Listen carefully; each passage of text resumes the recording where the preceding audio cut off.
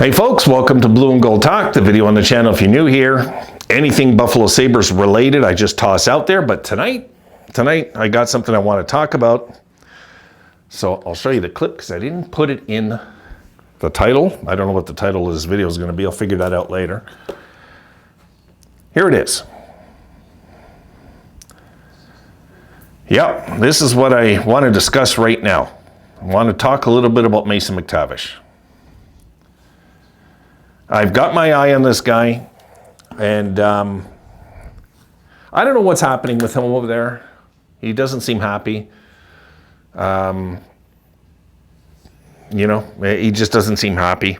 I did the research. I was going to do this video, guys, about a month ago, and then I just got carried away with my painting and I said, you know what, and here we are, and the McTavish thing is still not resolved. But did I keep the clip? Guys, did I keep the clip? I might have. I just might have, actually. I did. I did keep the clip. Okay, guys, I'm going to show you something. Okay, here we go. Okay, so I figure, okay, now let me open it up so I can look at it with you. Oh, it's not letting me. Oh, now it's going to let me open. Okay. Now, I figure that he is going to command between the second tier on here, okay? The 7 between 9.3 million. I figure this guy, can we get him, though, for 1 year, let's say, or 2 years at, let's say we give him 6.8? Then we're eligible, because look on the left side, you see the Sabres logo. We're eligible. We don't have that second rounder. That's the problem, okay? So the 2 firsts, a second and a third, we don't have it. The 4 first round picks, of course, no chance. So the 4 points, the only way we could get him with an offer sheet is to hit him up with like that under $7 million tier. That's the thing.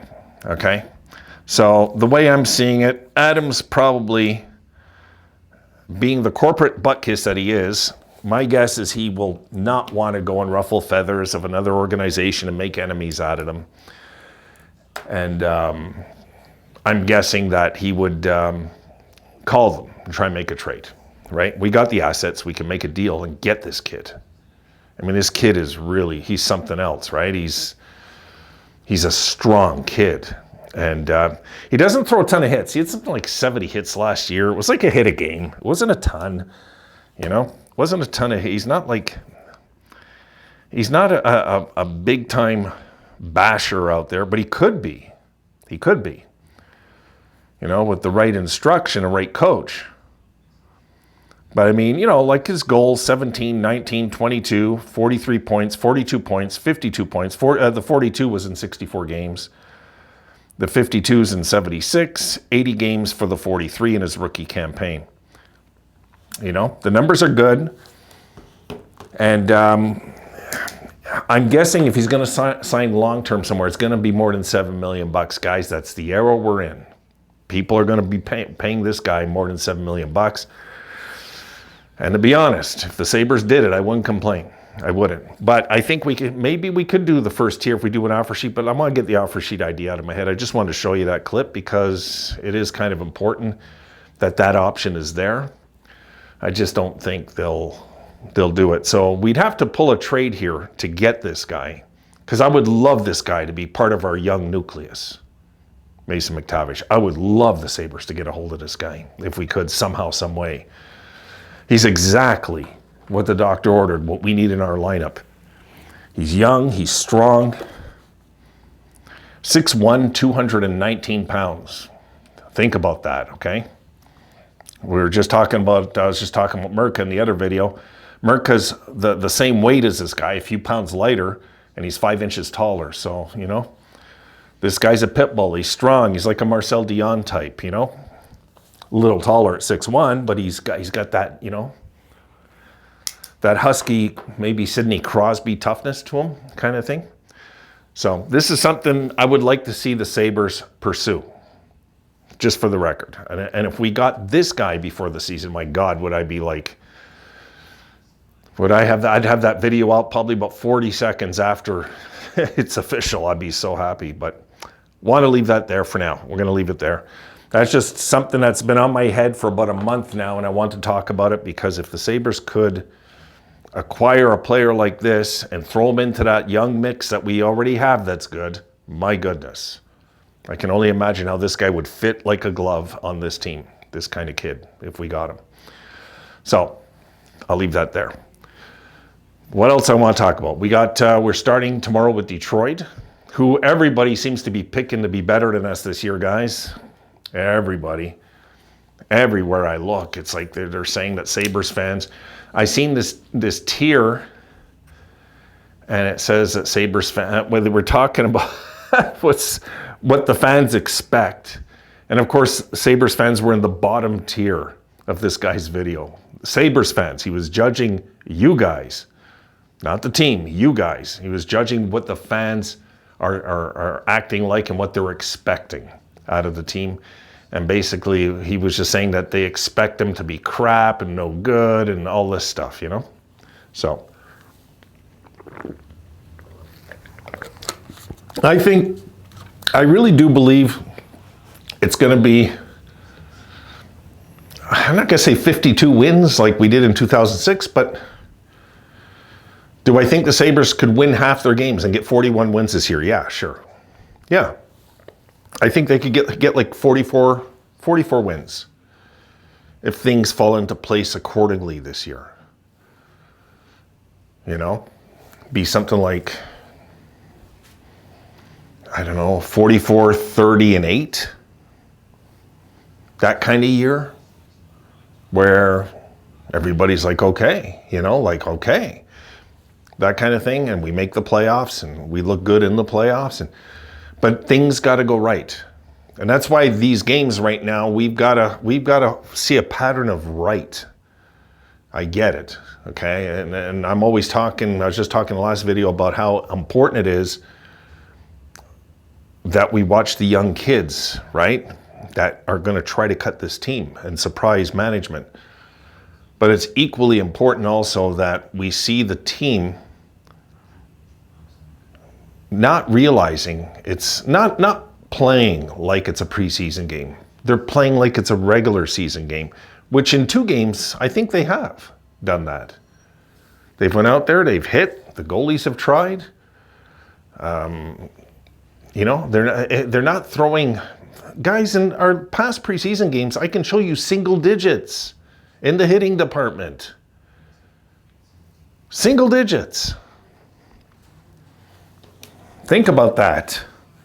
They'd have a game, it was years ago, I can't remember, and I was complaining about everybody saying it's only preseason, but yeah, I know, but it's a pattern. You know? The Sabres now have got to develop patterns, and I think it's a great pattern to get into is hitting more. Jeez. Look, the first game, I'm checking it right now, we had 38 hits, right? 38 hits. I should check all the teams after 2 games who has the most hits. And the Sabres yesterday had 33 hits. I thought it was 32. Went up 1 since they checked everything. So 38 and 33. Hey, I guarantee you that if the Sabres throw 30 hits a game this year, and I know that's a long shot, but let's say they did. They just went out there and they just decided we're going to be physical this year and see where it brings us, they'd be a playoff team. They would be a playoff team. Just from that. That's how much talent's on this team. It's been misdirected, okay? You know, this is why Granato lost his job. He never encouraged these guys to play hard. He just encouraged them to go out and have fun. That's not the way to win games. Hockey is not supposed to be easy, okay? It's designed to be really tough and really psychological and all that stuff. This is why we love the game. Us guys that are here, you guys that are here watching this video, you love the game because of that. We don't want to forget that.